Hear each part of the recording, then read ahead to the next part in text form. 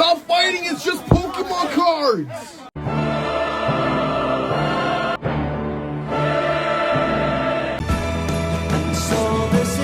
You've been waiting for hours and hours, and this is all there is? Yeah, this is all there is. You guys are crazy.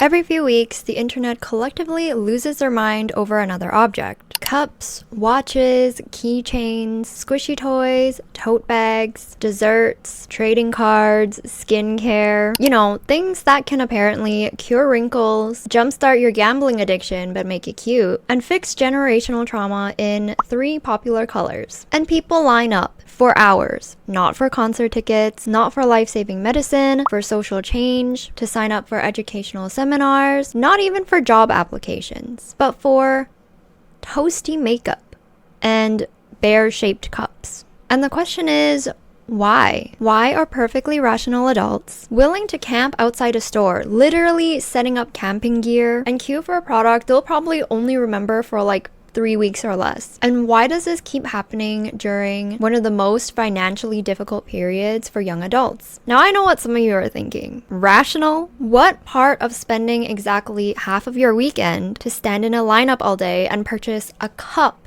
or a blush that you probably already have 5 or 10 of at home? What part of that is rational? And while I agree that maybe that's not the best use of your time, I personally would rather explain TikTok to my grandparents or file my taxes and do it twice than stand in a queue waiting to buy Hailey Bieber's overpriced face paint. But maybe that's just me. And not to yuck anyone's yum, I'm not here to call people nonsensical just because they're doing something that I personally think is a little bit ridiculous. Who knows? Maybe her bronzer is really that great. Maybe the bear-shaped cup really will add a life-changing amount of whimsy to your life that'll fix all your problems. And if those things are worth it to you to exchange an entire day of your life, then that's great and I'm happy for you. There's already countless other videos and creators out there that are shaming people who line up to buy stuff, so I'm not going to do that today. Mostly because I almost went to one the other day. My friend wanted to go check out the Rhode pop-up, but thank gosh she had work that day, so we didn't end up going. But still, we are not going to shame any liner uppers today because she watches my videos and she is going to see this. So instead, today I want to talk about how maybe there's actually nothing wrong with people who want to line up and buy stuff, but rather the billion-dollar companies that can afford to brainwash people to do so in the first place. Hi guys, welcome back to the channel. My name is Barry and I hope you're having a very nice week so far. And if you are, then I'd like to invite you to give this video a hype so I can have a very nice week as well. So let's get right into it. What is it that could possibly make people so enthusiastic to wake up at the butt crack of dawn and line up painstakingly in the rain, wind, or even voluntarily getting sunburned for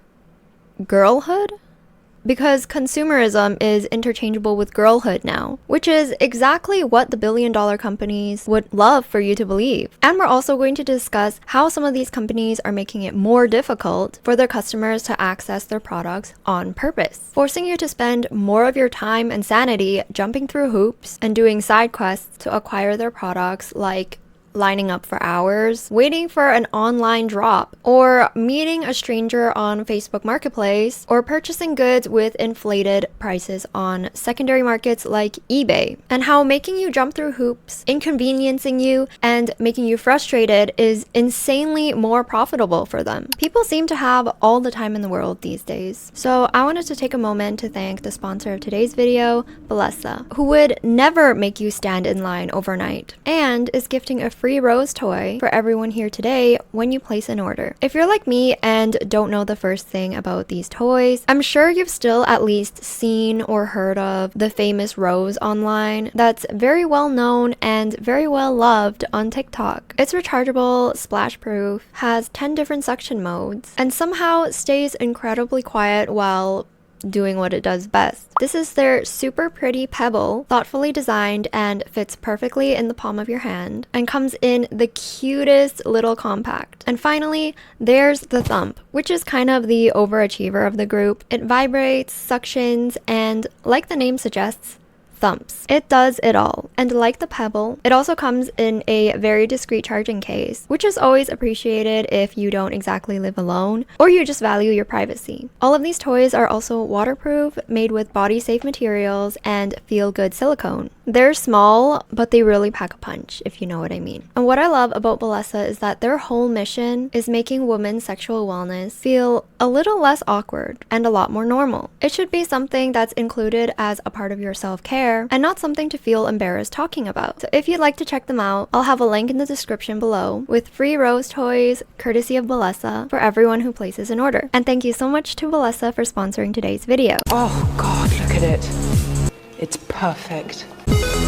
Of all the different kinds of things people have lined up and went crazy over, one common theme they all share is hype, which is when product demand is driven less by the product itself and more by the social excitement, perceived or actual scarcity, and the attention surrounding it that makes it feel a lot more valuable than it otherwise would. Sometimes you could even say that it's a false, make-believe, manufactured desirability, because truly, what makes this cup better than all the other cups out there? One marketing trick that makes one product seem more desirable than the rest is scarcity, manufacturing the illusion that a product is rare, that it's special, highly sought after, and only few can acquire it. Humans are animals at the end of the day. Our brains are wired instinctively to pay extra attention to scarce resources for our survival. But today, because all of our basic needs are already met, this instinct is often triggered instead when we hear the words limited edition, sold out, while supplies last. First 100 customers, super rare, run, don't walk. Our brain interprets hard to get as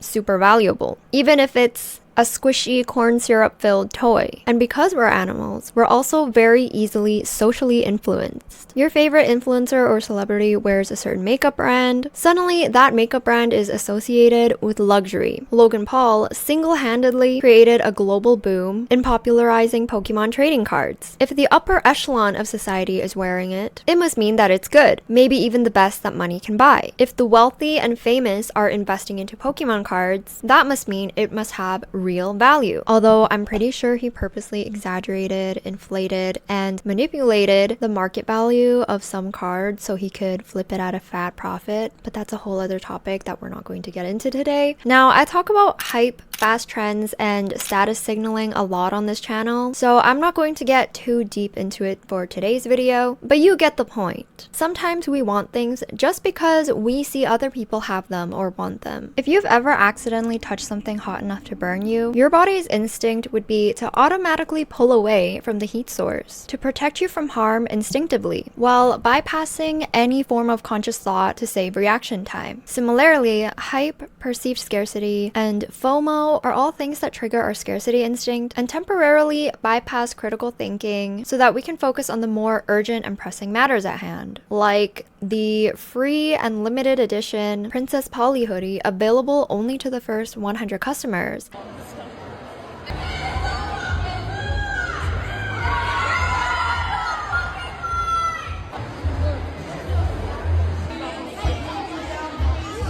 That's apparently worth No one see that. No.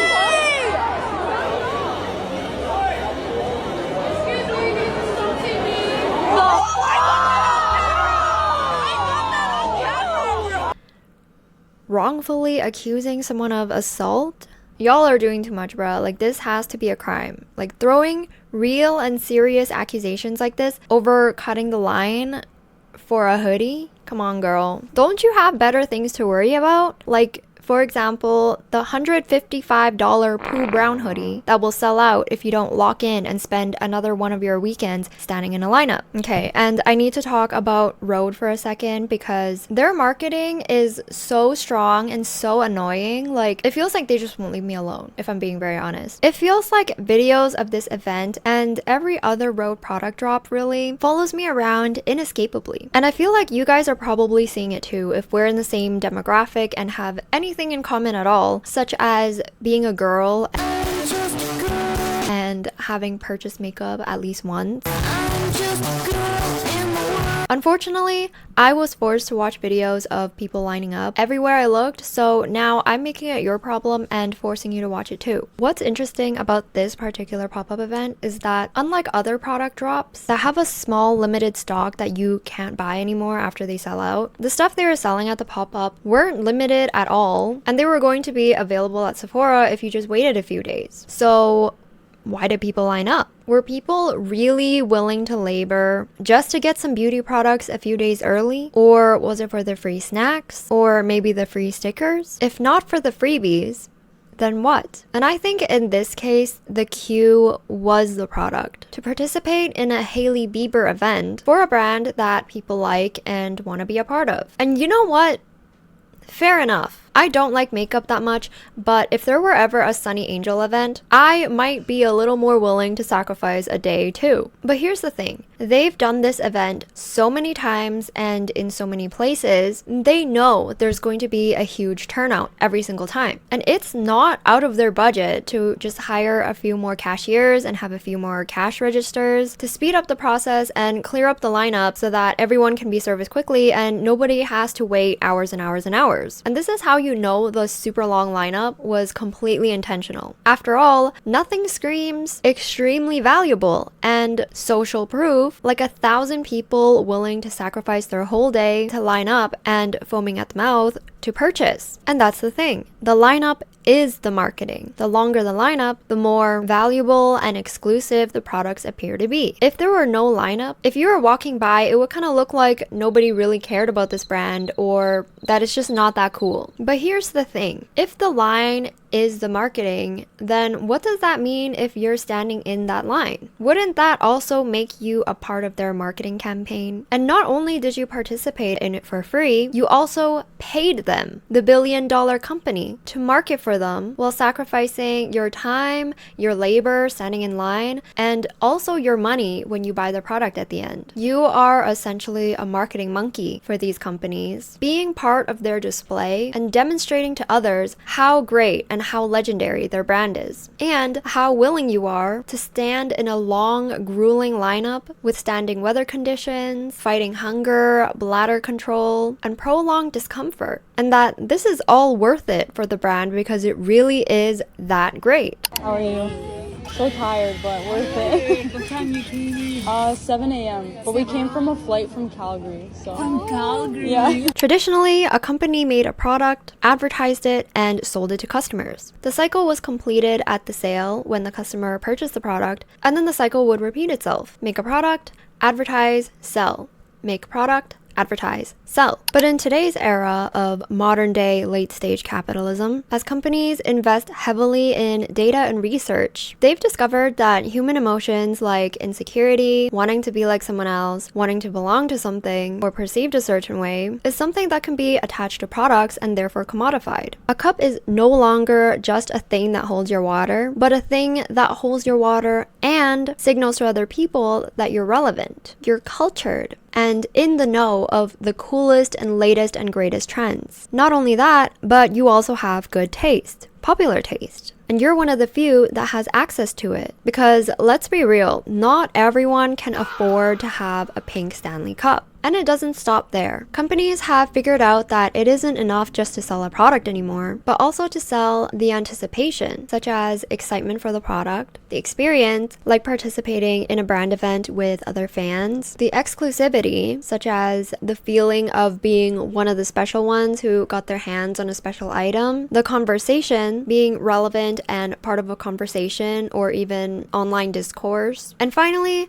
the story. The crazy lineup, the conflict of not knowing whether or not you're going to be able to secure this limited item, all the way up to the climax, resolution, and euphoria when you finally get to purchase your items. And all of these things are necessary for marketing because it makes us experience the brand more, not just as a product sitting in the back of your room, but also as a part of your lived experiences and memories. And social media has added a whole new layer and transformed the system them in a way that now includes customers as unpaid advertisers in their campaigns. And the pipeline looks more like this now, with customers doing the heavy lifting advertising for the brand without even realizing it. Because all of these things that they're selling to you, the anticipation, experience, exclusivity, discourse, and story, these are all also factors that make documenting the experience on social media highly engaging. Because now, instead of, I bought this really good makeup thing, it's, oh my god, you guys, I finally got my hands on the viral matcha deconstructed latte makeup, and oh my god, you guys. The free advertising for these companies doesn't stop with the long lineup videos either. We see this everywhere online. Unboxing videos, haul videos, try-ons, styling videos, tutorials, reviews, comparisons, tips and tricks, life hacks, and discussions. Companies will pay thousands of creators and send PR packages to show off their products. This one. Y'all see that R, don't you? Don't you?